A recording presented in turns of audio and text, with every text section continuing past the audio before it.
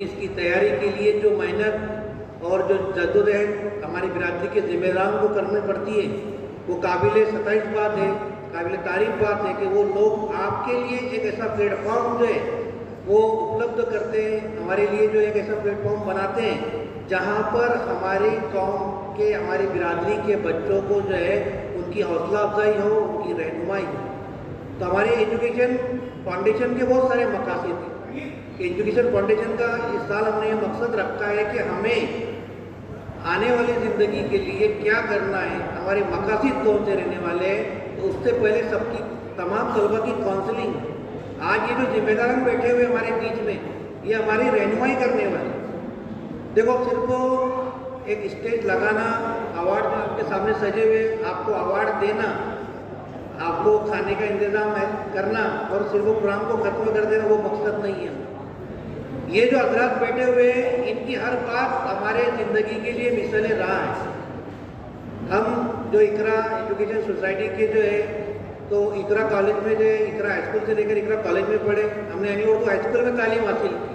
और जिस वक्त हम आपकी उम्र में थे, तालिब इल्म के ज़माने में थे, तो डॉक्टर अब्दुल करीम सालर साहब हो या हमारे अलहाज अब्दुल गफ्फार मलिक साहब हो, उनकी जो बातें थी और उनकी जो बातें, उनकी जो तालीम के ताल्लुक से जो उनकी रग़बत और उनकी रहनुमाई, कि वही रहनुमाई की वजह से आज हम स्टेज पे खड़े हैं और एक नाज़िर तालीम, एक एजुकेशन ऑफिसर के तौर पर मैं आपके एक बिरादरी का जो है, आपके लड़का जो है, इस जलगांव ज़िले के लिए, जलगांव तालुका के लिए काम कर। तो ये हमारे लिए फख्र की बात है कि हमारे बीच में हमारी रहनुमाई के लिए मौजूद है। तो फिर उनकी बातों को, हमको उनकी हर एक बात को बगौर सुनना है, ताकि उनकी बातें हमारी ज़िंदगी में, आने वाली ज़िंदगी के अंदर हमारे लिए एक रहनुमाई का ज़रिया बने और हमें इस साल, आने वाले साल तो ज़िंदगी में क्या करना है, वो गोल को हम तय कर सकें। तो हमारा पहला मकसद जो हमने आपको कहा कि हमारी और हमारे प्रोग्राम यहाँ आने के लिए ये किया, यह आज जो प्रोग्राम जो हमारा एजुकेशन का जो होने जा रहा है, इसकी नोयत के मामले से मैं आपको थोड़ी कोशिशवार करता हूँ, ज़्यादा वक्त नहीं लेते हुए, क्योंकि इस प्रोग्राम का ऐसा है कि जब 2002 में हमने, सर को मालूम है कि 2002 के अंदर हमने इस एजुकेशन फाउंडेशन की बुनियाद डाली। जब तो हमें कुछ मालूमात भी नहीं थी, कुछ बोलते भी नहीं आता था, कुछ समझता भी नहीं था, लेकिन करीब सालार थे, अपना सफर सर थे, ये जो मालूमात वाले लोग थे, इन्होंने हमारे को कुछ गाइडेंस दिया और एजुकेशन की जो अपने 2002 में उसकी बुनियाद डाली। आज ये उसी का नतीजा है कि ये इस तरीके से जो हमने एक पौधा लगाया था 2002 के अंदर, आज वो पौधा बड़ा होते होते बढ़ गया और इसके फल और बढ़ते जा रहे हैं। तो मैं ज़्यादा वक्त भी नहीं लेते हुआ आपके सामने बस इतनी बात कहूँगा कि जो हमारे नौजवान है, जो हमारे साथी है, जो एजुकेशन के अंदर, जैसे कि हमारे महाराष्ट्र के एजुकेशन के शकील सर है, इनकी जो टीम है, ये जो आज जो काम कर रही है, जो एजुकेशन के मामले के अंदर बहुत अच्छे तरीके से काम कर रही है, हर तालुके में, हर शहर के अंदर हमारे ये प्रोग्राम होते जा रहे हैं, जिससे हमारे आने वाली बच्चों को हौसला अफजाई हुई है। और एजुकेशन के मामले में ये बात भी बताते चलूँ कि हमारी बिरादरी के बच्चे डॉक्टर से लेके, इंजीनियर से लेके, ये तो थे ही थे, लेकिन हमारी बच्चियाँ ने, एक बम्बई की एक बच्ची है, उन्होंने समझो पायलट बनी हमारी बच्ची, और ऐसे बहुत से बच्चे जो कामयाब।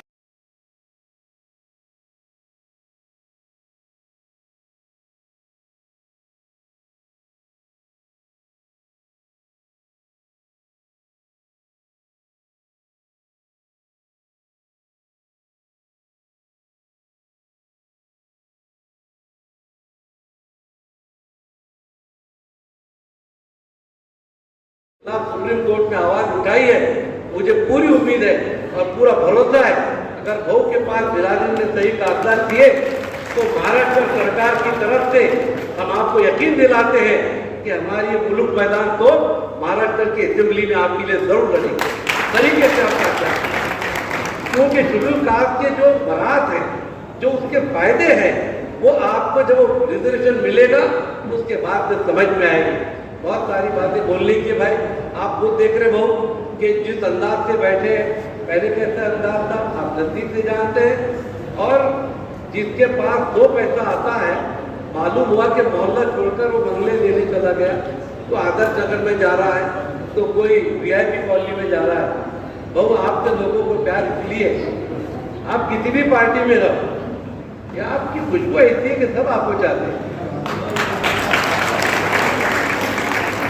आप गुलाब के फूल हो, आपको छूने के लिए, गुलाब हो, आपको छूने के लिए पहले कांटों से भी हमको फूल लगाना पड़ता है, पर आपको जरूर सुनते हैं, आपको सुनते हैं।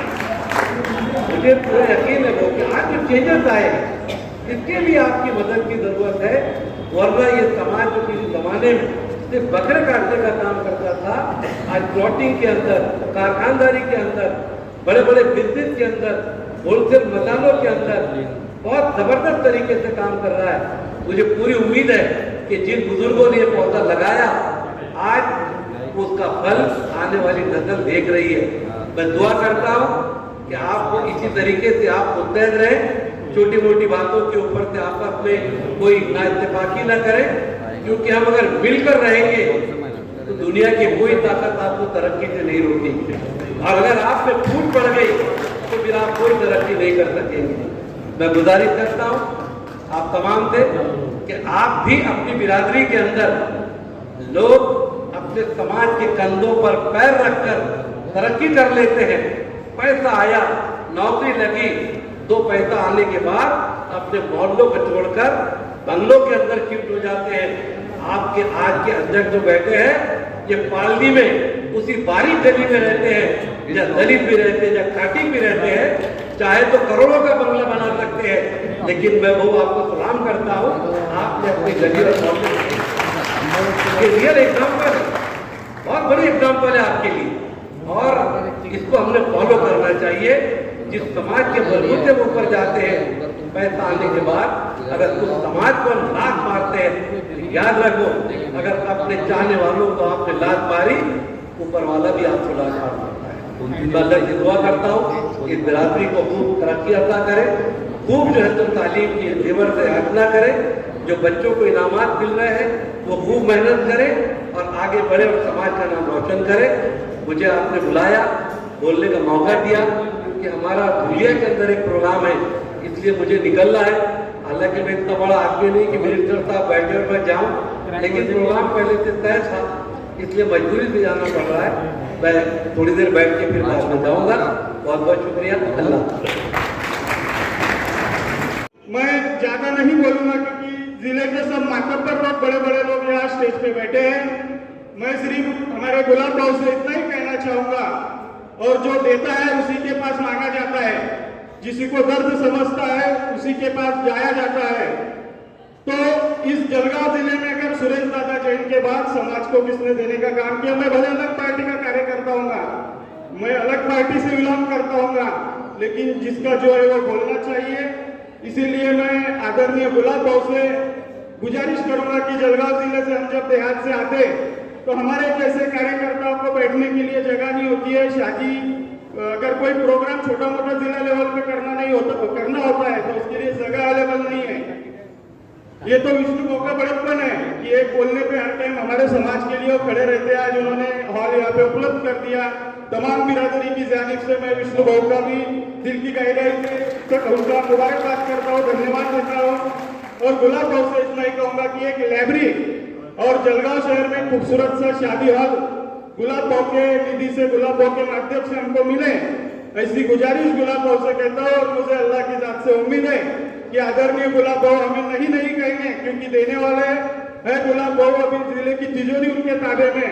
तो इंशाअल्लाह मैं उम्मीद करता हूँ गुलाब भाव से कि वो हमें खाली हाथ भेजेंगे नहीं, कुछ न कुछ यहाँ से देकर जरूर जाएंगे, ऐसी उम्मीद करता हूँ। और मेरे 2 लफ्ज खत्म करता हूँ। अल्लाह मांगो न कोई ताजो हुकूमत मांगो, झूठी दुनिया है ये, दुनिया की न शोहरत मांगो, सिर्फ अल्लाह से तुम इल्म की दौलत मांगो, तालीम की दौलत मांगो। तालीम सारे मसाइल को हल करेगी। और भाऊ मैं आपसे गुजारिश करता हूँ, क्योंकि आप जब अनवर हमारे कह रहे थे तो आप मोबाइल पर लगे हुए थे। हमारी बिरादरी का जिम्मेदार होने के नाते बिरादरी का एक मांग आपके सामने रखूंगा कि हमारा सिंधी कॉलोनी में रोड से करीब, रोड से टच हमारा एक शादी हॉल है। और वो तकरीबन 25 साल से गरीबी का शिकार है। गरीबी का शिकार मीन्स बन नहीं पा रहा है ना, छोटा सा बन गया है, दीवारें उठा दी है, एक रूम पे 3 शेड भी डाल दिए हैं। बिरादरी की तमन्ना है, गुजारिश है कि अल्लाह ने बहू को देनदाता बनाया है, सबको बांटते हैं, तो हमको क्यों डांटते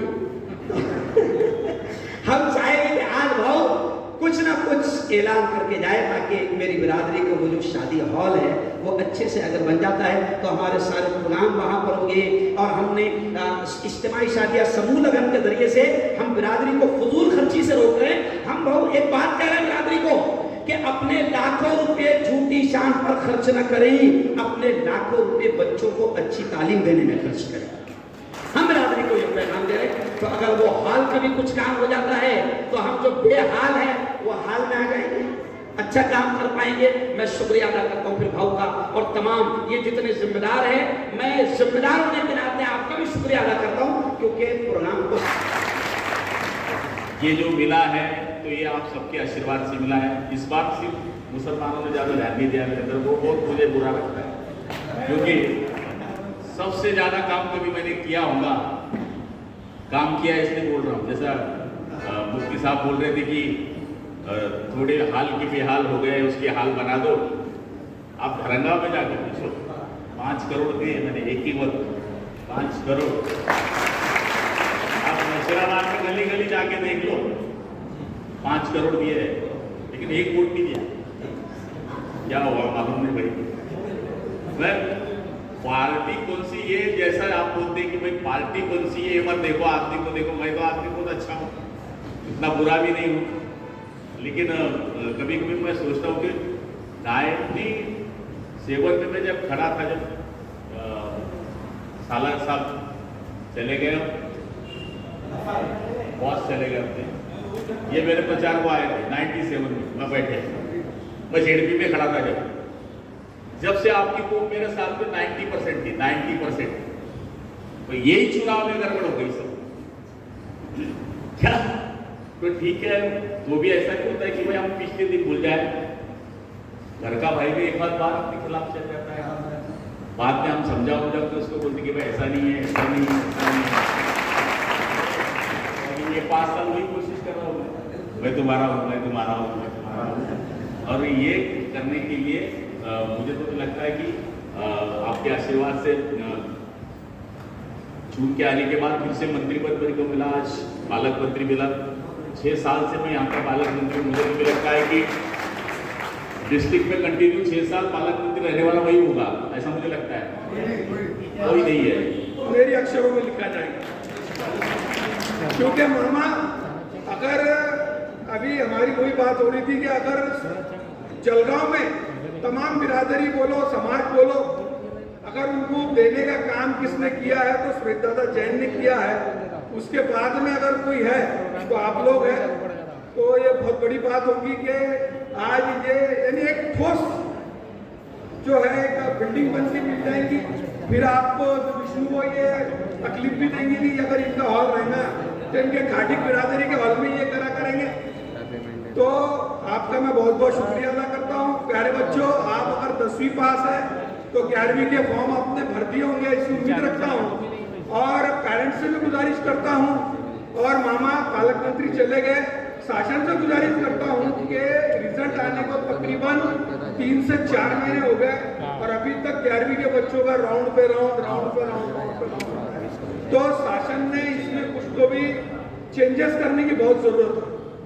और जो मुस्लिम बच्चे हैं वो 1402 बच्चे पास हुए हैं और 640 ही सीट है मामा साइंस की जलगांव में, और 740 बच्चे जो है उनका नुकसान होने वाला है, क्योंकि जो फॉर्म भरेंगे उस पर ही एडमिशन होने वाला है। तो हमारे यहाँ जो है वो 85 पे इंग्लिश मीडियम क्लोज हुआ, 78 पे उर्दू मीडियम क्लोज हुआ, तो बाकी के बच्चे जाएंगे कहाँ?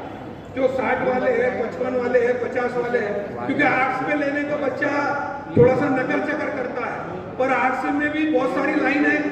आप यूपीएससी कर सकते हैं, एमपीएससी कर सकते हैं, जो भी शासन की जो नौकरियां है उसमें आर्ट्स के बातें जो है बच्चों के पढ़ाई के लिए होंगी, एजुकेशन के लिए होंगी, हमारे शेख सर महापालिका में है, हम कितनी कोशिश करते उनको बताएंगे कि उर्दू पढ़ने के लिए भी हमने जो उर्दू स्कूल जरूरी थे, शिक्षक होना था वो भी मंजूर करा दिए, स्कूल के लिए जगह होना तो वो भी मंजूर दिला दिए। तो ये जरूर हम करते हैं कि हमारे बच्चे ज़्यादा से ज़्यादा पढ़े। और मैं तो आपको एक बार नहीं होगा, तुम विधानसभा का भाषण है भांजे देखना, जब पिछले पाले को देवेंद्र वो मुख्यमंत्री थे, उन्होंने भाषण में एक बात बहुत अच्छी कही थी, हमारा अल्पसंख्यक म्हणजे बोले जो 8वीं 10वीं पढ़ा नहीं वो मैकेनिकल की 2 व्हीलर इतनी अच्छी दुरुस्त कर देता है कि एक अर्धे सब स्टेशन सर्विस में अगर डाला तुमने शोरूम में तो 2 दिन लगते, ये 2 घंटे में गाड़ी रिपेयर करके पैक करके दे देता बोला। मतलब इतना बच्चा स्मार्ट है, अगर इनको और पढ़ाई दी तो ये कहाँ के कहाँ पहुंच सकते हैं। और यही बात कहना हो कि भाई बच्चे बहुत स्मार्ट है, ज़्यादा से ज़्यादा एजुकेशन लेना बहुत जरूरी है। और बच्चों को भी कहूँगा, मैं आपको बधाई देते ये भी कहूँगा कि अपने जो माँ बाप है